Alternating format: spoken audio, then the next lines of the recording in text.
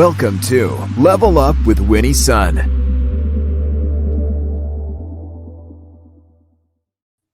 Well, thank you so much for tuning in today, and happy Tweetchat Wednesday to you. I hope you're doing well, and I'd love to hear how your day's been going so far. So it's great to see you, Joshua, joining us from YouTube. And those of you who are joining us, definitely don't be shy. I'd love to hear from you. We have a very special show scheduled for you today. And if you're joining us on the replay, I know many of you watch us on replay. A huge hello to you as well. You know the drill. If you don't mind, including comments to where replay, so I'll be able to catch your view. And most importantly, welcome to the show. Today's been a rocky day on the markets. Let's start, let you know how it closed. In fact, the Dow closed up 61 points. The NASDAQ was down 35 points. S&P closed down 1 point. And as you know, yesterday, the United States Senate voted that the second past President Donald Trump impeachment hearing is going on today. Yesterday, the Senate did deem this as being constitutional, allowing the trial to proceed today. Today is actually the second day of discussions from the House impeachment managers and Trump's legal team. I will just say this. I think, you definitely, it's a great example for our kids of being ready and being prepared for our presentations. Now, today, Fed Chairman Jerome Powell also talked to us about U.S. employment and the importance of aggressive policy support needed to fix the many challenges still facing American workers. In fact, the pace of job creation we have seen has slowed here in the United States because despite that, the fact that the unemployment rate has fallen to 6.3%, we do know that Fed Chairman Jerome Powell today said that the employment picture is really quite a bit a ways from where it needs to be. So Fed Chairman Powell also noted that the actual unemployment rate he suspected was actually closer to 10%. And he says that the Fed definitely needs to stay focused on being what he calls more broad and inclusive in their employment goal. Now, I think that's probably what many of us can relate to as Americans continue to struggle because of the pandemic. But today is very special because I'm excited because we are actually recapping our tweet chat today. Now, those of you who've been a part of my tweet chat all these years knows that the hashtag Winnie's Son tweet chat is the largest business tweet chat on social media today. We average about 150 million impressions per week. And today's topic was very special. The topic was love and money, fine-tuning money conversations with your loved ones. And let me just tell you, the reason why it was so special is we had just a total amazing panel of leadership today, leading discussion. And I've actually asked a few of them to join me today to recap that for you. And I'm excited because these are just some number one, they're like masters at their craft, but all just really, really great human beings that I consider friends. So let's bring up really quick the one and only Ashley Hill. Ashley, how are you? Doing great. Ashley, how are you? Good. Well, I miss you, my friend. It's been some time that I've seen you. So it's so great to see you. How are you? Doing great. How are you? And I miss you too. I know it's been some time since I think the last time we saw each other was maybe in Dallas, Texas. And on that note, let's actually bring up Dominique. How are you, Dominique? What's going on, Winnie?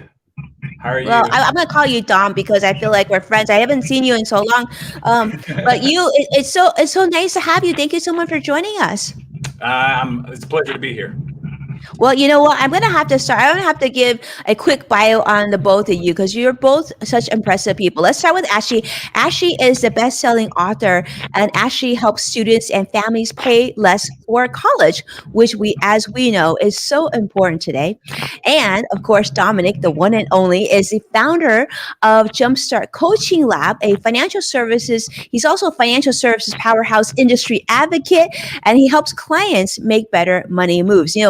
Definitely talking my lingo. This is something that Dom and I have in common, and Ashley and I can talk about helping students all day long. So thank you so much. And I see CrossX Fighter saying, here's some static. Well, I'm going to give you some. My friend Ashley is joining us from her car. So that could be why you're hearing that. Dom and I are on headphones. So, we get it. But, we'll take them as much as we can. So here's the thing. Many of you might probably already know this, but nearly all Americans in committed relationships, in fact, 91%, agree that it's important to discuss their partner's financial history before marriage. Yet more than one quarter, about 26%, actually admit that they tend to avoid talking about finances. I feel like we could talk about this all day long, right? So I think I'm going to start with you, Dom. Let's talk a little bit about this. Is this something that you have? I'm sure you and I are very similar this way. I'm sure. I mean, this is something that we don't really have a problem talking about. But what has been your experiences when you talk to not only clients but also loved ones? Do you find was this always something natural? Were you able to talk about money when you were a kid? Oh, absolutely not. It's always that hush hush taboo thing. I think I got a lot more mature in this conversation as obviously I entered the industry, started dealing with clients. At this point, after 20 years in the industry, I've probably seen over 500 client cases. So the money conversation got easier and easier. But like we mentioned in the tweet chat, that this could be, really, really intimidating if A, you're not a professional, or B, you're not familiar with the type of language to use when it comes to money conversations. Absolutely. That's so true. And actually, I think definitely want to hear from you on this. I mean, you talk to a lot of students, obviously a lot of young people today. Actually, we actually did one of the statistics that they shared on the tweet chat was a lot of parents actually would prefer to talk about the birds and the bees versus having money conversations. Actually, have you found that to be the case? I mean, as you're coaching the next generation on how to pay for their college costs? Absolutely. Parents don't like to talk about money. Why not? Why don't they like to talk about money? I feel like Dom and I, we're like, it's not that difficult now. I mean, now that we do it all the time. Maybe because they don't want their kids to feel entitled. Maybe because they have maybe not the best financial habits. I think it's a combination of things. Yeah, I think you're right. I think sometimes we feel like we're going to be judged, right? I mean, Dom, think about that. I mean, you talked about this. You didn't always start off being comfortable talking about money. One of the questions that we had on today's tweet chat, I want to share is question number 2. And that is that, you can totally do this. Just take a deep breath. It'll be fine. What are your best tips in keeping in mind when you're going up to have what you would consider a uncomfortable conversation? How do you prepare to get over that fear, Dom? So like I teach a lot of the next generation financial advisors this. I think, first of all, it's okay to do stuff afraid. Like most people do things afraid. So acknowledging that it may be somewhat intimidating or uncomfortable, all those are very valid emotions. There's no reason to hide behind how you're feeling with that. I think the next step, though, is if you're having, let's say, a conversation without a professional, is to find some common ground, right? Usually, I think a conversation around goals or dreams that you want money to help get you to those goals or their dreams is probably the best way. So take, for instance, what Ashley does when people are wanting to go to school or save for education or do education planning. We can start talking about some of the things that they want to do when they get to college or what they want to study. And then we'd be like, okay, so you want to do that. So there's obviously needs to be some type of plan in place in order to get there. What are some of the things that you think could be incorporated in that plan? Well, money obviously comes into that conversation. So I think, doing it afraid, acknowledging that fear is totally cool. And then you have to find some commonality or some goals or some incentives, if you will, for people to reach their destination. I love that. I mean, I just love that. That's perfect.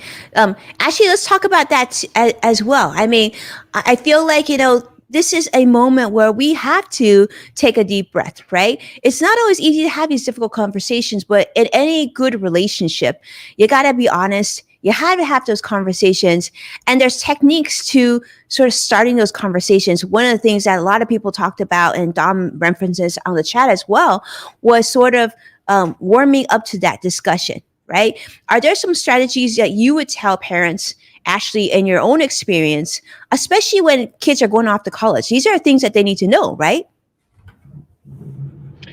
Absolutely, and it's really has to be around being positive, not having the negative connotations with money all the time, and let your kids see you making positive conversations about money. Yeah, absolutely. Yeah, having positive conversations about money is always a good thing. I guess, I would love to come back to you with that, Dom. Like, maybe you could tell us about in your own experience, right? What do you think was sort of that turning point where it became more comfortable for you to talk about money?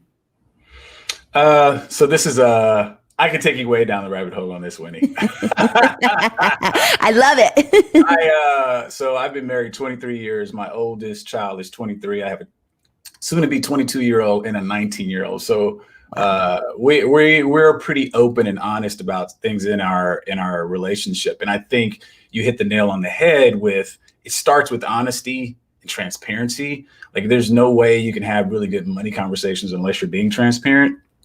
And so I think it begins with what you hold dear, what's important to you, what do you value? These things underscore all money conversations.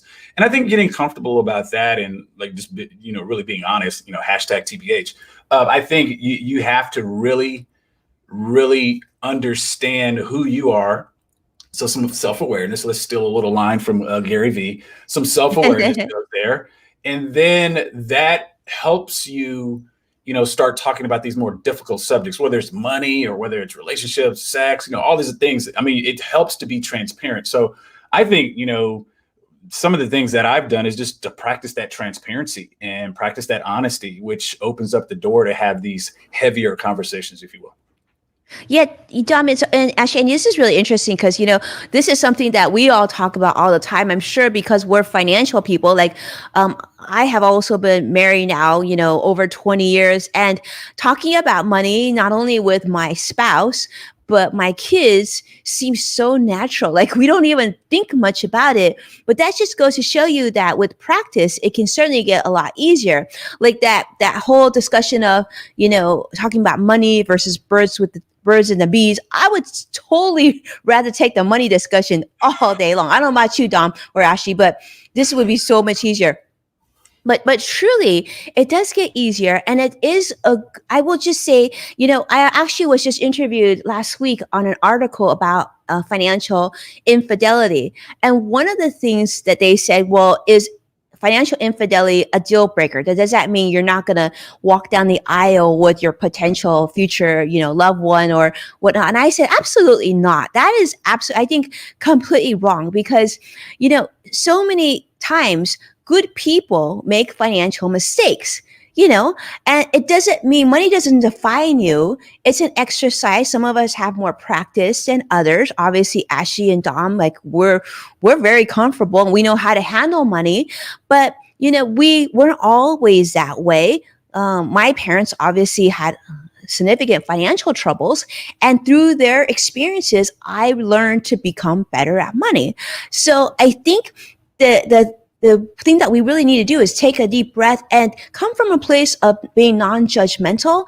And, sometimes you just need to listen more, especially when it comes to money, because so many times, like things that we learned as kids and how we were taught about money and our experiences and the things that we lived through carve out how we handle money today. And in most cases, I think you should expect that you and your partner have nothing in common when it comes to that background and money, right? So Ashley, I'd love to hear your thoughts on that. I mean, you help a lot of people now pay for college, and we know college debt is astronomical, right? To say the least.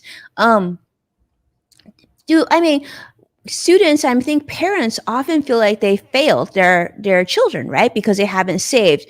What do you say to them when they say that or they feel that way? I tell them that while those feelings may be normal, that we have to focus on what we can control. We can't control the price tag of college, but we can control how much we're going to pay out of pocket. And it should be as small as amount as possible. And that's with getting scholarships and grants and things that we don't have to pay back with interest, like loans. Yeah, you're right. I mean, we could get grants all day long. That'd be great. I don't know. I think Dom, you and I, like, we could use some grants too, right? I'm totally kidding. I'm totally kidding. But I mean, I remember as a student in college and getting that grant and feeling like it was like such a huge life saving. So I love that. All right, like we're gonna actually go to question number 7. And question number 7 that we shared on the tweet chat today. For those of you, by the way, who weren't on our tweet chat, don't worry. You can actually jump back on Twitter, do a hashtag search for hashtag Winnie Sun. You'll see all the questions pop up. You'll see the answers. You'll see a lot of shares by Dominique today, as well as Ashley, as well as Michelle, and as well as our other leaders, Aaron as well. Broke Millennial shared a whole bunch of great wisdom today. So definitely take a chance to go back into that discussion and give your answers. We love to see your opinions on this. But question number 7 is talking about, this was actually, the question was, hey, honey, let's talk about money. And what are the best tips for discussing money with your significant other? How often should you talk about it? How do you get on the same page when it comes to saving for things that, you want currently, versus savings for things that you currently need, like budgeting for like budgeting vacation, new cars and whatnot, and as well as with long-term savings goals like retirement savings. So definitely, Dom, we got to take it to you. You've been married 20 plus years. You're like what we would call financial success today. We got to give that some love today. So talk to me about how you do it, how you do this with your partner. To be really transparent here, and people are going to probably be like, what? He's a financial advisor. But I think there's, a lot to be said with having a third party mediate some difficult conversations. And it's not because I need the aptitude or the skills. No, I'm a certified financial planner. I get that. But there's usually so much bias when it comes to managing my own money that it's good to have a third party to kind of say, hey, you guys have this joint goal, or what is, my wife's name is Brianna. What does Brianna think about this? And then, she can hear what that third party says. And it's like, oh, Dominique feels this way, So I think that's really helpful. And I advise that for people.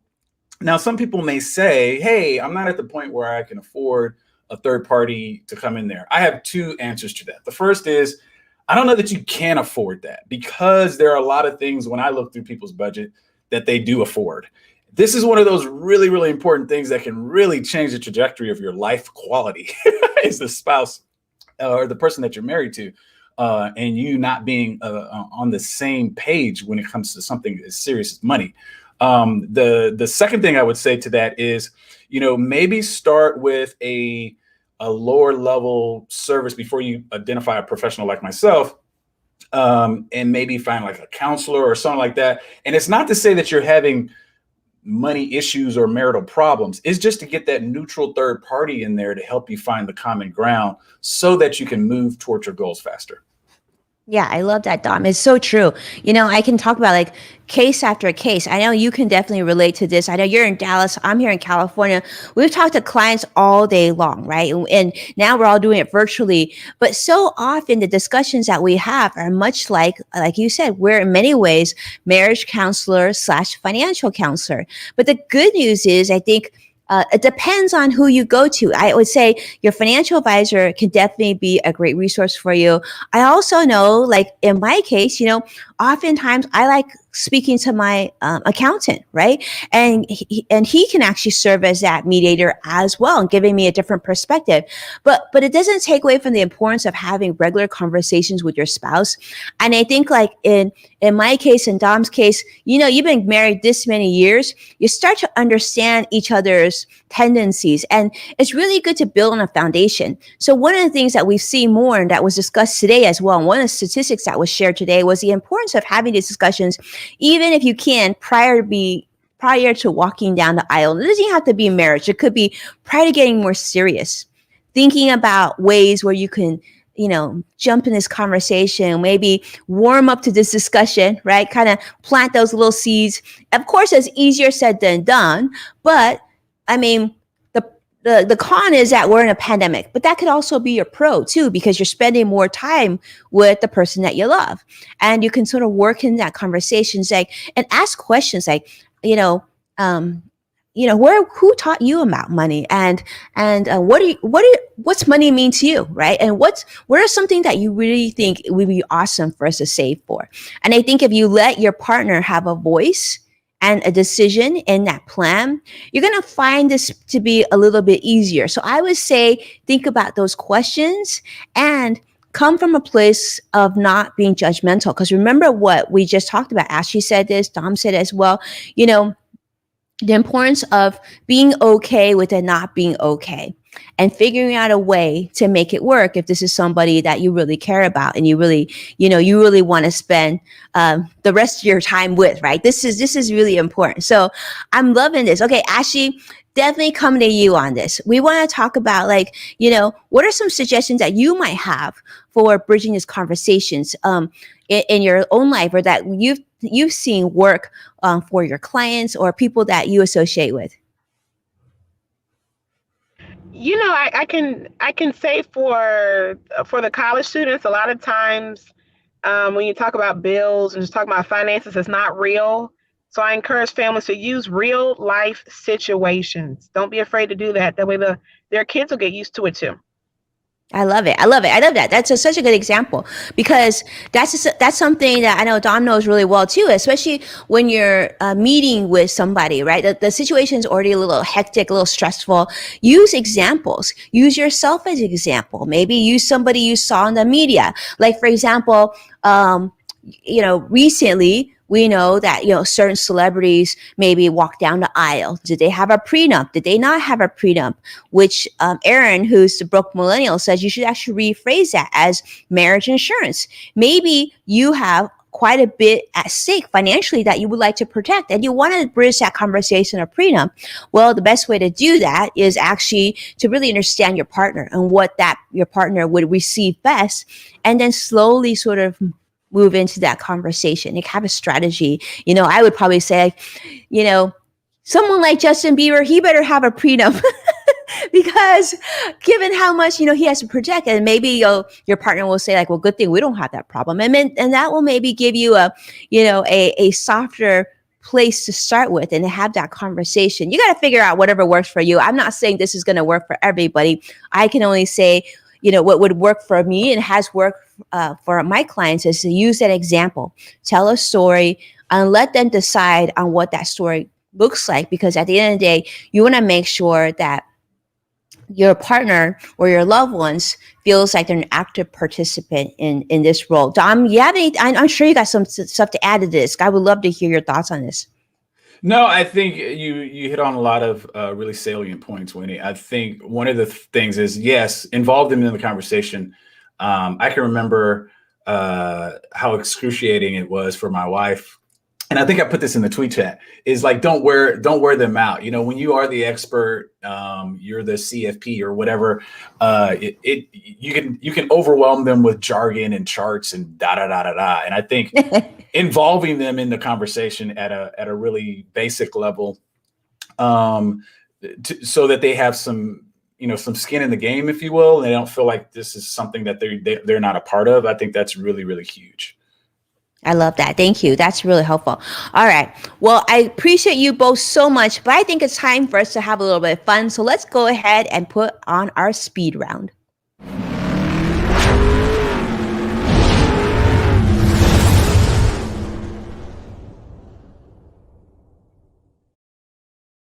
Start with you on this first one, and that is, Dom, best financial decision you ever made.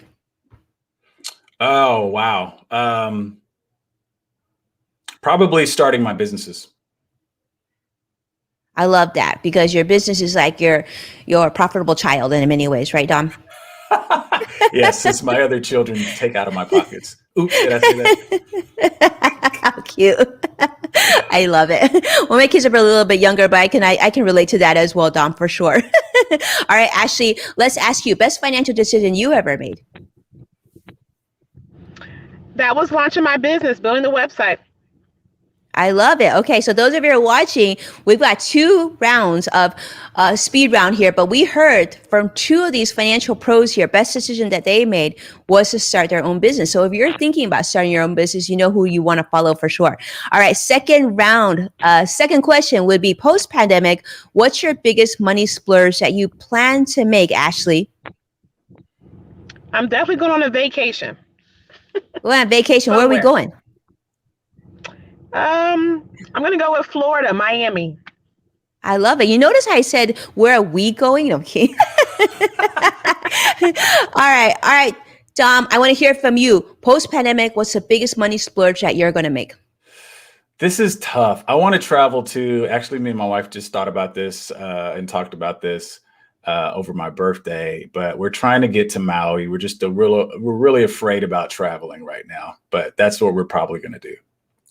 Okay, I love that, Dom. And I'm going to tell you, post-pandemic, you got to go to Maui. In fact, I'm going to tell you, if you're not sure where to stay, you definitely want to reach out to me because I'm a big Hawaii fan. We go all the time.